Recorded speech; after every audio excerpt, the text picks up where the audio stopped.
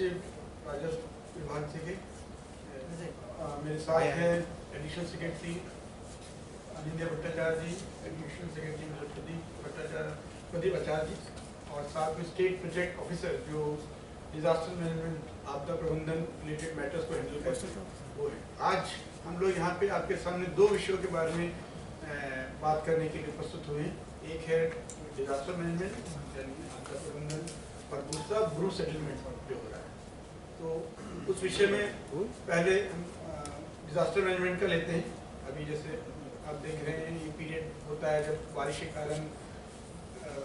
समस्या आती है, फ्लड जैसी सिचुएशन क्रिएट हो जाती है। तो उस विषय में ये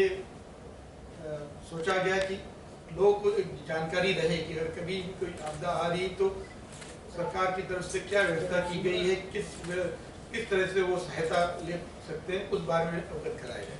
तो जैसे आपको पता ही है डिजास्टर मैनेजमेंट के लिए त्रिपुरा डिजास्टर मैनेजमेंट अथॉरिटी माननीय मुख्यमंत्री की अध्यक्षता में एक बनी हुई एक कमेटी है जिसमें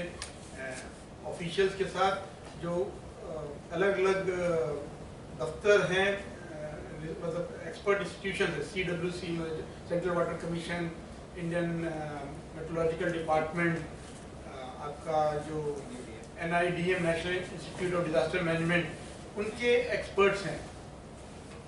और तो मेनली जितने भी जो अलग अलग रिसर्च इंस्टीट्यूशंस हैं जो हम इस डिजास्टर मैनेजमेंट में हेल्प करते हैं, उनके प्रोफेसर्स और उनके साइंटिस्ट को लेके कमेटी बनी हुई ताकि अगर किसी भी विषय में हमें उनकी राय लेनी हो तो ले सकें। इसके अलावा उनके अंडर में यहाँ पे डिस्ट्रिक्ट लेवल पे डिस्ट्रिक्ट डिजास्टर मैनेजमेंट अथॉरिटीज़ हैं जो DM के अंडर में काम करती हैं, और डिजास्टर मैनेजमेंट के मैटर्स के बारे में खबर लेने के लिए एक emergency operation control centre ESOC वो है यहाँ पे जस्ट सेक्रेटरीट के पास में, जहाँ पे फ़ोन के थ्रू आप लोग 1070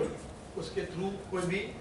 टोल फ्री नंबर खबर दे सकता है। इसी टाइप का टोल फ्री नंबर 1077 सभी डिस्ट्रिक्ट्स में है। वो वहाँ पे डिस्ट्रिक्ट का जो कंट्रोल सेंटर है, कंट्रोल रूम है, उसमें फ़ोन करके बता सकते हैं। और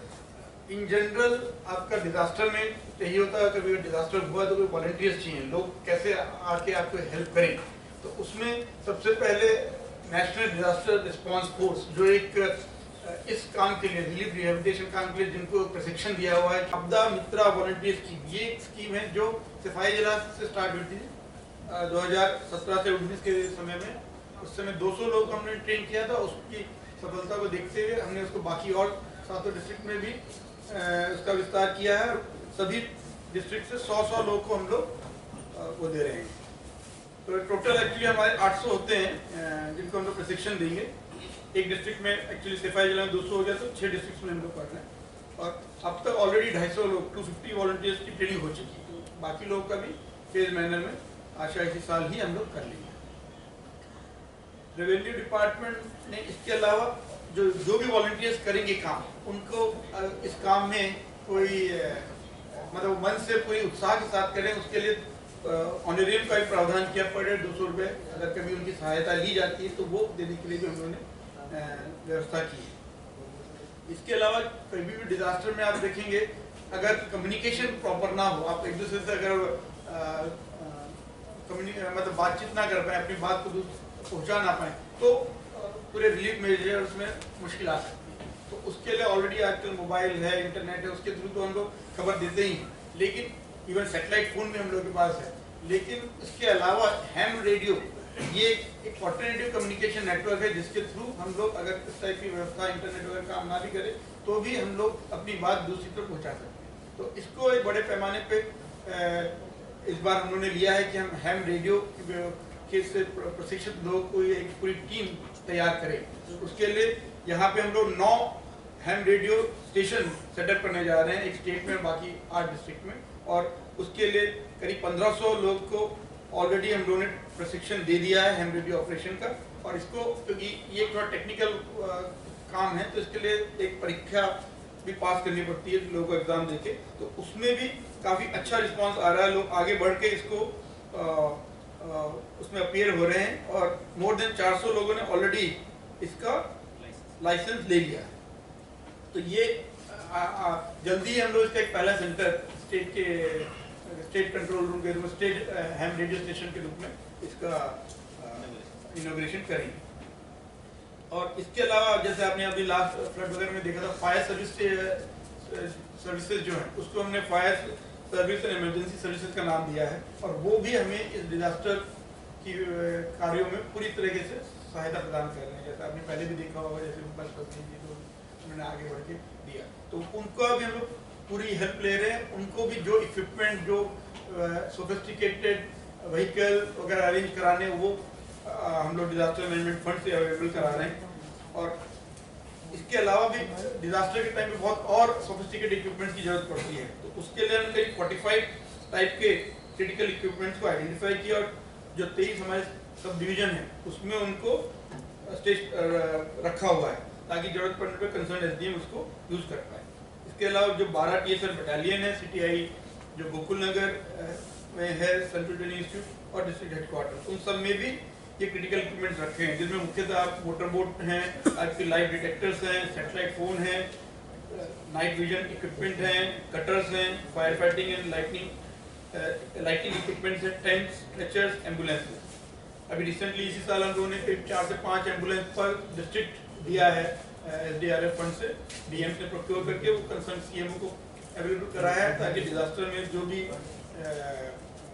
विक्टिम्स हैं उनको उपचार के लिए जल्दी से जल्दी सुविधा दी जा पाए। और इसके अलावा ड्रोन एक नई चीज जो है, ड्रोन के थ्रू हम लोग एरियल सर्वे करके पता लगा सकते हैं कितने क्षति हुई है, क्या अप्रोच लेनी चाहिए जिससे जल्दी से जल्दी हम सहायता पहुंचा पाए। तो वो एक नया हमने इसको ऐड किया है। इसके अलावा आजकल आपने न्यूज़ में देखा ड्राउनिंग केसेस कुछ बढ़ गए हैं, सुनने में आ रहे हैं, तो वो देखते हुए हमने उसके लिए भी कुछ जो सोफिस्टिकेटेड इक्विपमेंट है उसको भी प्रोक्योर करने की व्यवस्था की है। उसके लिए ऑलरेडी आइडेंटिफाई किया है, बाकी और स्टेट्स में क्या किया जाता है, और वो भी हम लोग जल्द ही अपने पास अपने इक्विपमेंट की ओवरऑल इन्वेंट्री में ऐड कर लेंगे। और जो पहले डिजास्टर मैनेजमेंट में जो लोकल डिजास्टर्स होते थे जिससे लोगों को मुख्यतः मुश्किल आती थी, वो एसडीआरएफ स्कीम में कवर नहीं थे, लेकिन उसको कवर करने के लिए 11 स्टेट स्पेसिफिक डिजास्टर हम लोगों ने नोटिफाई किए हैं, जैसे लाइटनिंग हुआ, fire in shops and houses,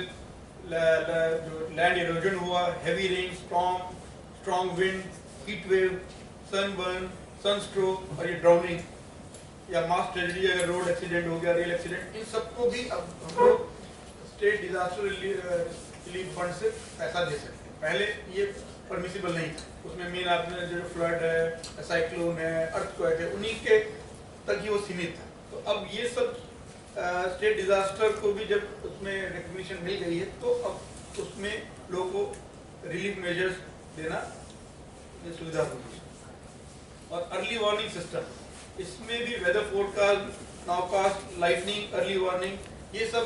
का भी हम लोगों ने व्यवस्था की है। जो आईएमडी है उनके फोरकास्ट हमें जैसे मिलते हैं, ये नाउकास्ट फोरकास्ट करीब 15 से आधा घंटा पहले बता देते हैं कि बारिश किस एरिया में आने वाली है, तो उससे एटलीस्ट आप कुछ चीज़ों को प्रिवेंटिव मेजर लेके बचा सकते हैं। ऐसे ही कई सारे ऐप आ गए, मोबाइल ऐप, भूकंप ऐप, दामिनी ऐप, जैसे लाइटनिंग का कहाँ पे होने की चांसेस ज़्यादा हैं वो बता देता है, मेघदूत, मौसम, तो ये अलग अलग मोबाइल ऐप हैं जिससे आपको पता लग जाता है कि कहाँ पे आपदा आने की संभावना ज़्यादा है। कॉमन अलर्टिंग प्रोटोकॉल कैप, इसके थ्रू ब्रॉडकास्ट करके हम लोगों को बता सकते हैं कभी कोई बहुत बड़ी समस्या आने वाली है, तो वो एक ब्रॉडकास्ट करके मैसेज सबके पास चलाया जाएगा मोबाइल में, बांग्ला में कि या इंग्लिश में कि क्या होने वाला है, ताकि लोग उसके लिए पहले से अपने आप को प्रिपेयर करें। सेंट्रल वाटर कमीशन के अभी हमारे पूरे स्टेट में 3 फ्लड फोरकास्टिंग स्टेशन हैं, उसको उनसे बातचीत करके 7 और नए फ्लड फोरकास्टिंग स्टेशन स्टेट में सेटअप करने के लिए व्यवस्था ली गई है। और इसमें गोमती, हावड़ा, गोवई एंड ढलाई, इन रिवर्स पे बेसिकली ये 7 नए फ्लड फोरकास्टिंग स्टेशन सेटअप किए जाए। इसके अलावा जो ऑटोमेटेड वेदर स्टेशन है, अभी वो 10 हैं हमारे, 10 मतलब अगरतला में ऑलरेडी अप्रूव किए गए हैं, और एडिशनल 7 और इंस्टॉल किए जाएंगे अलग अलग स्पेसिफिक लोकेशन। तो इनसे भी हमें वेदर फोरकास्टिंग मतलब ये ऑटोमेटेड वेदर स्टेशन से हमें डेटा कलेक्ट करने में हेल्प होगी, और उससे कितना समय और लगेगा वाटर लेवल बढ़ने में, क्या रेन की क्या पोजिशन है उसको पता लगाने में सुविधा मिलेगी। और एक स्पेशल प्रोजेक्ट हम लोगों ने लिया है रिवर एम्बैंकमेंट स्टडीज करने के लिए मनु और हावड़ा रिवर के लिए, जिसमें North East Application Centre NESAC Shillong में उनकी टीम उसको स्टडी करके एम्बैंकमेंट को मॉनिटर करके बताएगी कि किस टाइप से उस आपदा आने की संभावना बनती है। और लाइटनिंग सेफ्टी एक्टिविटीज 200 लोगों को हम लोगों ने प्रशिक्षण दिया है, और इम्प्रोवाइज लाइटनिंग अरेस्टर्स उसको भी बनाने के ऊपर लोगों को हम लोगों ने ट्रेनिंग दिया है कि कैसे लोकल सामान यूज करके आप ये लाइटनिंग अरेस्टर्स बनाएं, जिससे अगर लाइटनिंग होती भी है तो उसमें अरेस्ट हो जाए और किसी घर पे या किसी पर्सन पे उस पर DMs and SDM in general लगातार मॉनिटर करते रहते हैं सिचुएशन को, और इसके अलावा लोगों को इसके बारे में अवगत कराने के लिए स्कूल लेवल पे हर तीसरे सैटरडे को अर्थक्वेक के ऊपर उनका एक मॉक ड्रिल होता है। इसके अलावा स्कूल एजुकेशन डिपार्टमेंट की तरफ से जो उनके स्कूल सेफ्टी प्रोग्राम है उसमें भी ट्रेनिंग हम लोग स्टूडेंट्स को और टीचर्स को डिजास्टर मैनेजमेंट प्लान के ऊपर देते रहते हैं। और विलेज लेवल तक हम लोग के ये डिजास्टर मैनेजमेंट प्लान होते हैं जो हर साल हम लोग अपडेट करते हैं। तो विलेज लेवल उसके ऊपर सब डिवीजन पे डिस्ट्रिक्ट लेवल आइडिया यही रहता है कि वॉलंटियर्स जो जिनको रिस्पॉन्सिबिलिटी दी गई है विलेज सब डिविजनल या डिस्ट्रिक्ट लेवल पे, अगर कोई भी आपदा वो देखते हैं, कोई भी समस्या आती है तो अपने आप ही बिना हमको कुछ बोले वो अपने आप काम में लग जाएंगे और रिलीफ मेजर देने में सहायता देंगे। वहाँ पे कंसर्न जो भी एसडीएम डीएम जिनके थ्रू जो भी काम हो रहा है वो उसमें हेल्प करें। तो सेंट्रल ट्रेनिंग इंस्टीट्यूट